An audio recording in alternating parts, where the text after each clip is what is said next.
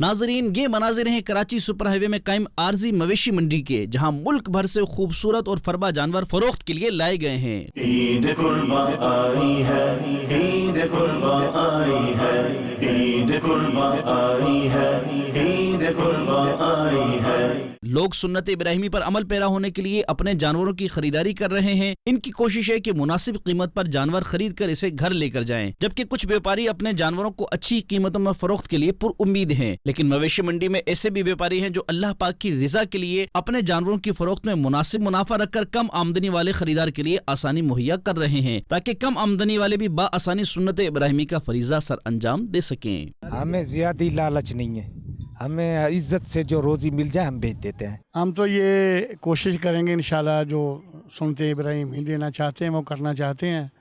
हम इंशाल्लाह जो हमारे पास आएंगे हम उनसे मुनासिब जो है ना मुनाफा वो लेंगे और उनको जानवर अच्छा देंगे।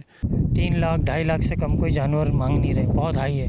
मतलब जिसने 1 लाख तक की कुर्बानी देनी है वो तो उसके लिए तो बहुत मुश्किल हो गया है इसको। हम यहाँ पे जानवर की परचेजिंग के लिए आए हैं और ढूंढ रहे हैं, अभी हम सुबह से आए हैं। मंडी तो खैर बहुत ही हाई फाई चल रही है। हर शख्स ईद कुर्बान पर सुन्नत इब्राहिमी को अदा करने के लिए अपनी इस्तात के मुताबिक जानवर खरीदता है। यहाँ ये बात ज़हन नशीन कर ली जाए कि कुर्बानी के जानवर को खरीदने के लिए जरूरी नहीं कि लाखों रुपए का ही जानवर लिया जाए। इखलास कबूलियत की चाबी है, लिहाजा इखलास के साथ हलाल जानवर की कुर्बानी अल्लाह पाक की बारगाह में मकबूल होती है। हदीस पाक में है कि जिसने खुश दिली से तालिब सवाब होकर कुर्बानी की तो वो आतिश जहन्नम से हिजाब यानी रोक हो जाएगी।